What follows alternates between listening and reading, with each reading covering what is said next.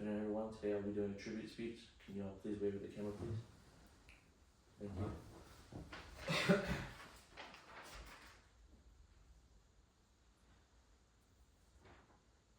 Today I'll be doing a tribute speech on the 10th President of the United States, John Tyler. History will be kind to me, for I intend to write it.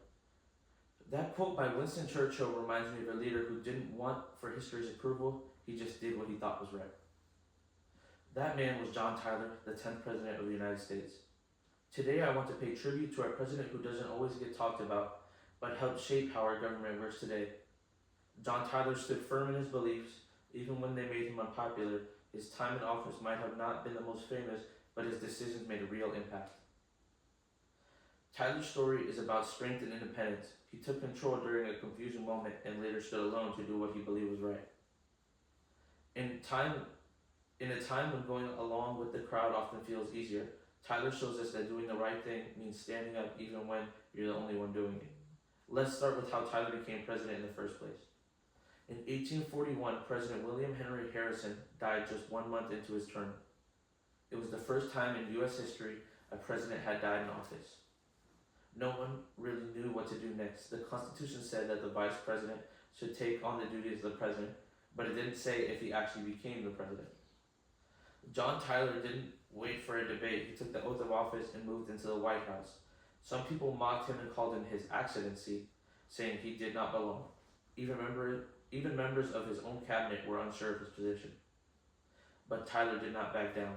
He acted like a full president and signed bills, gave orders, and took control. Over time, people realized he was right. He showed the country that a clear leader was better than confusion. Thanks to him, we know that the vice president becomes president if the current one dies. This became very important in later history after presidents like Lincoln and Kennedy were assassinated. John Tyler just didn't take office. He defined what it meant to take over a presidency in a time of crisis. But that wasn't the only time he stood alone. What came next shows how much pressure he was willing to face just to stick to what he believed in. Tyler had been elected with the support from the Whig Party, but he didn't always agree with them.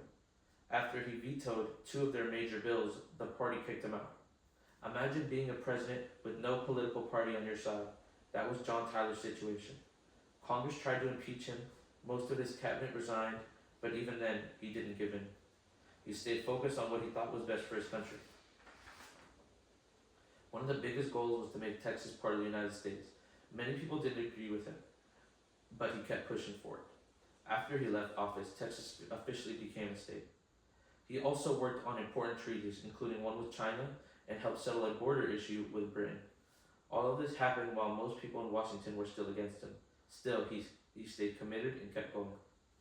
Even without a party and with many people trying to stop him, Tyler stayed strong and left behind real accomplishments. Today we looked at a president who wasn't afraid to stand alone when the country needed it most. John Tyler took over during a time of confusion and helped create clear rules for what should happen when a president dies. Later, even without political support, he kept working and made decisions that shaped the country's future. Tyler's story is about real leadership. He didn't do things just to be liked. He did what he believed was right, even when the others walked away.